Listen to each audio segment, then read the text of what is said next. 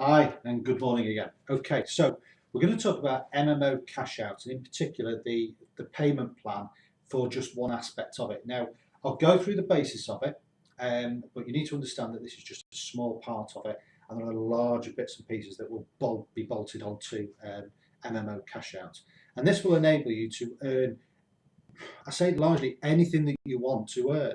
If you want to earn just enough to buy your next game or your next Xbox or whatever, then you can do that. If you want something that's going to give you enough money to perhaps give up your full-time job and do even more gaming, then perhaps this will be a result for you as well. And then perhaps there's those of you who just want to do lots and lots of different things, and it has the potential to give you an awful lot of money to be able to do lots and lots of things and build that, I don't know, that dream gaming room or that man's cave or whatever you want to call it. And this is an opportunity for you to actually do it and also continue playing games and interacting with your friends, your clan, whatever you want to call them, in the same process. So it's really straightforward. But I'm going to do, I do apologise in advance. I'm going to do some drawings and my drawings are rubbish. So I'll need to explain what they are as I draw them. So initially, what we're going to talk about is when you come into MMOCashOut, you can come in at 3 levels, and those levels are as a peasant, as a squire, or as a royal. And depending on which level you're on, obviously it depends on how much you're going to potentially earn through MMOCashOut. And essentially, when you come in, you're going to be buying or have a village. And then when you have a village, if you introduce other people, and I know that that you guys are really good at, if you like something, you share it really freely, whether it be through a blog, through YouTube, through a headset, through a game, even on the in the street or out and about, you share things with people. So if you were to share this with a few people, then the potential for you to earn even more and more and more just gets, well, ridiculous. But rather than me prattle on, what I'll do is I'll start drawing and I'll explain the process as we go through. So you start off initially, as I said, no matter whether you're coming in as a peasant, a royal or a squire, you're going to come in and you are going to have a village. So this is you in your village. Now your village enables you to tax a certain area. Now at the moment, because it's just you, there is nobody that you are able to tax. And when I talk about taxing, that is the point that you actually start making some money. So you refer it to, you talk to, you speak to 2 people, and they say, yeah, I like the sound of this, and they get involved with MMOCashOut. So, and again, here we go with the drawing. So we've got one here, and the second friend that you've got, you pop in there. So you now have the ability to start taxing other villages because you're starting to expand. Now, as that expands, that gives you, by introducing, speaking to 2 people, that enables you to be able to tax up to, oops, done it the wrong way, 64 villages. Okay, so hopefully you can see that. So just by bringing in 2 people, introducing them to MMOCashOut, that allows you to tax 64 villages. Well, what happens if you bring in a 3rd person into the village fold? Well, your guild now starts to grow, and as your guild grows, because you've now got 3 personal referred villages in your guild, you're now able to tax 1,024 villages. Now, just imagine that you're on a game at the moment. Now, it might be, I don't know, World of Warcraft, something like that. And you've got various, you might have 10 friends on there, you might have 100, you might have 300, you might have 1,000. I don't know. Well, perhaps 2 or 3 of those want to do something this and they want to actually make some money whilst also gaming. Well, they're going to really enjoy this. They're going to tell other people. They're going to tell other people. And of course, your villages and your guild just grow and grow and grow. So as you can see, just by telling 3 people, you've now got the potential of taxing over 1,000 other people or villages. However, it doesn't stop there, because if you introduced a 4th person into your guild, your taxable area now, and I'll write this slowly, is now, and I'll write it with a proper pen, is 65,500, so slowly I'm getting it wrong, 536. So you can now tax 65,000 villages within your guild. And let's say you're getting really excited, word gets out, everybody's starting to make some good money, and it just starts to go crazy. And it can go crazy. So perhaps you bring in a 5th person, a 6th person, and a 7th person. And they all start their own little villages, their own guilds, they all get excited and start to create nice regular income or taxes from the MMOCashOut pay plan. That then gives you the ability to now tax, and again, I'll write this really slowly. It gives you the ability to now tax 2,097,153 villages. Okay, so that's the potential number of villages that you could tax. But what you're probably more interested in is, okay, 2 million villages sounds a lot, but what does that actually mean, as in, you know, taxes, money in my pocket? Well, as I said to you at the beginning, there are 3 levels. You have got a peasant,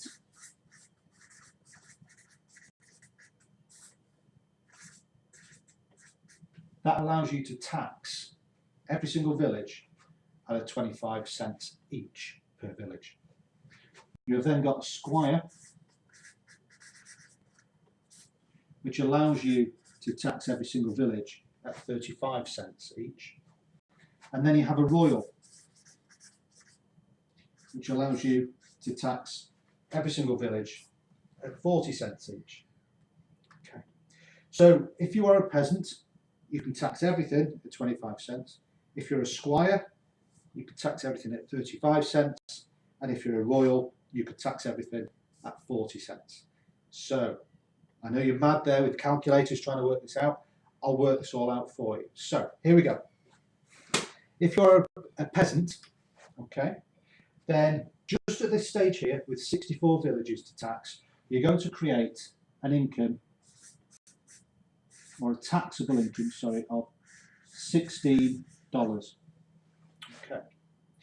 If you're a peasant, the same 64 would create you an income of $22, and again, same 64 here would create an income of $25. Now that's every single month. So it could be that the next game is going to cost you, I don't know, say $70, or in 3 months as a royal, you could buy it for free. Yeah? Okay, if you're a peasant and you had 3 people that you'd brought into the business, then all of a sudden you've now got the ability to tax 1,024 people.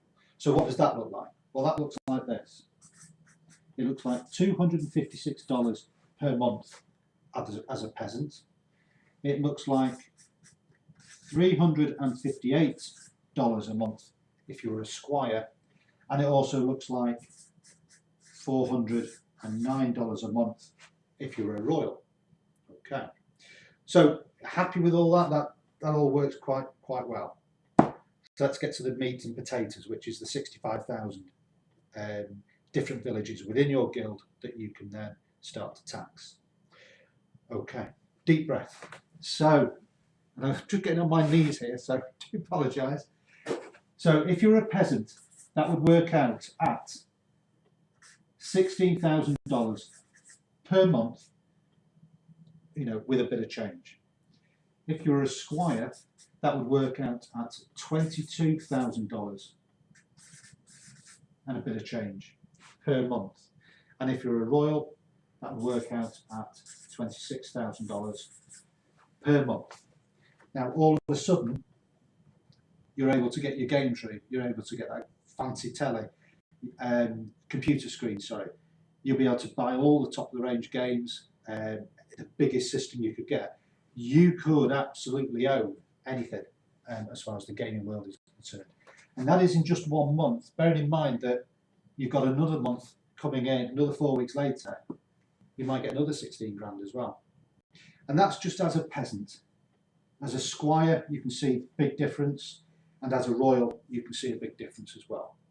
So I'm now going to go through this one here, and I'm going to go through this one pretty slowly as well.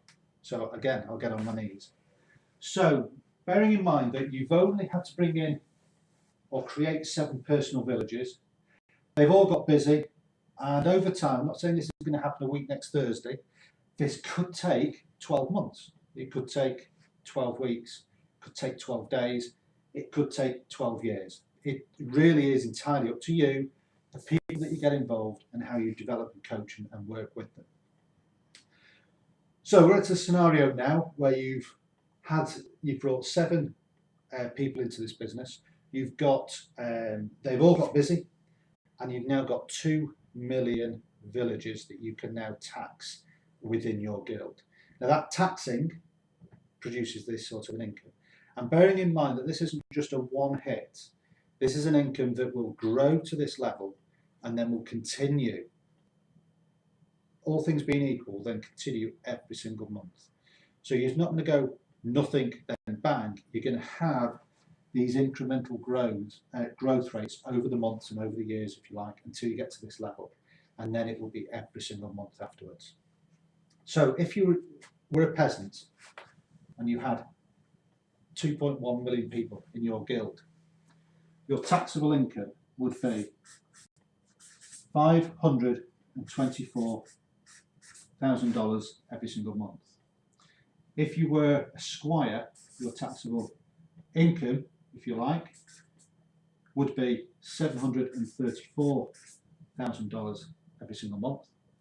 And then if you were a royal, it would be $838,000 every single month.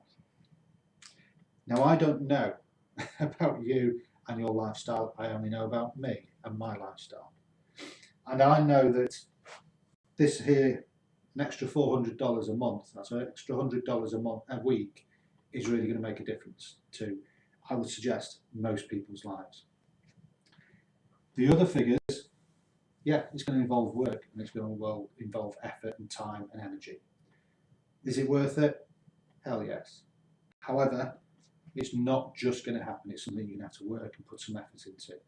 But I know that I'm speaking to guys at the moment who have got, and gals, who have got huge subscriptions to their YouTube channel, to their blogs, to their games. You know, they've got clans of 300-400 people involved in games. They've got clans of thousands of people involved in games. So these figures here are realistic and probably are more attainable in this environment, which is the gaming industry, than probably in any other industry out there at the moment today. So hopefully that has given you a bit of an explanation on how the villages create a guild and how the guild allows you to then create a taxable income, if you like, from those villages and those from within your guild. Okay, if you have any more questions, my contact details will be attached to the bottom of this video, or just simply get in touch with the person who directed you to this video, and hopefully then they'll be able to answer any questions that you might have. Take care now, and have a look to see where you want to put your village. Take care. Bye-bye.